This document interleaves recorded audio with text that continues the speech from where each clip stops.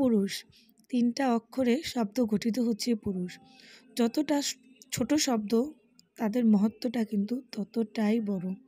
কারণ একটা পুরুষ তার সারাটা জীবন বিসর্জন দেয় তার পছন্দের নারীর জন্য।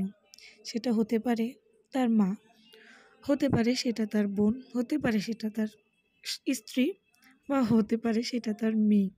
কারণ একটা পুরুষ কখনোই তার আশপাশের নারীগুলোকে কষ্ট দিতে চায় না। সে ওই নারীর ভালোবাসার কারণে তার সারাটা জীবনের দুঃখ কষ্ট কিন্তু এক নিমিষেই মুছে দেয়। কারণ যখন দেখে তার ওই শখের নারীটা মুখে হাসি। আমার হাজব্যান্ড আমাকে বলে যে, সারাদিন যখন অক্লান্ত পরিশ্রম করে বাসায় আসার পর দেখি তোমার মুড খুব ভালো, তখন আমার খুবই ভালো লাগে। সারাদিনের কষ্টটা যেন গায়েই লাগে না।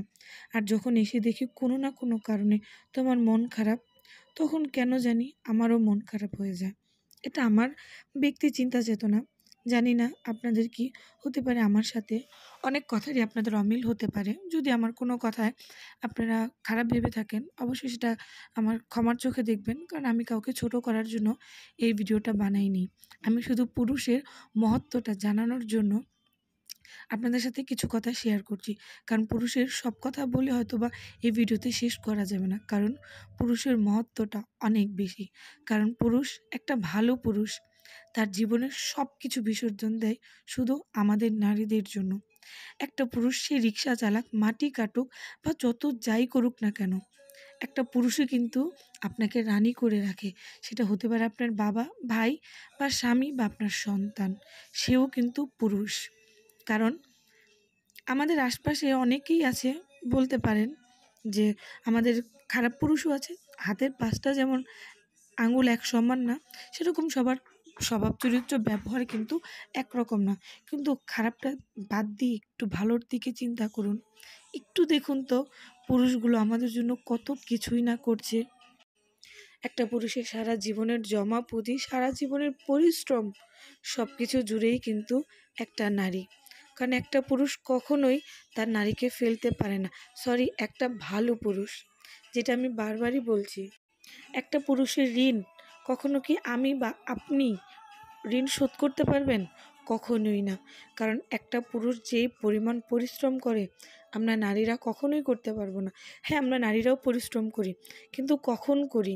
যখন আমরা আমাদের আত্মসম্মান খুঁজি বা আমাদের দেয়ালে পিঠ ঠেকে যায় তখন। কিন্তু বেলা শেষে রানী কিন্তু আপনি একটা পুরুষেরই হয়ে থাকেন। একটা পুরুষ চাকরি করুক, ব্যবসা করুক, যে যাই করুক না কেন, সব কিছুই করে কিন্তু তার পরিবারের মানুষগুলোকে ভালো রাখার জন্য। অক্লান্ত পরিশ্রম করে, কাউকে একটু করেও বুঝতে দেয় না। আপনি আপনার আশপাশের কয়টা পুরুষকে দেখেছেন কাঁদতে? আমরা মেয়েদের মনে দুঃখ উঠলে তো আমরা হাউমাউ করে কেঁদে সম্পূর্ণ বাড়ি ঘর মাথায় তুলে নিই। কিন্তু একটা পুরুষ কখন কাঁদে? যখন সে তার ভিতরে আর কষ্টটা জমা রাখতে পারে না, ঠিক তখন। আমরা কিন্তু একটা পুরুষের কাছ থেকেই আশ্রয় কেন্দ্র খোঁজার চেষ্টা করি।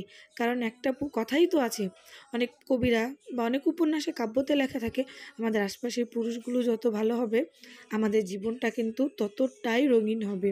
তাই আমাদের সবার উচিত পুরুষগুলোকে মূল্যায়ন করা, পুরুষকে মর্যাদা দেওয়া।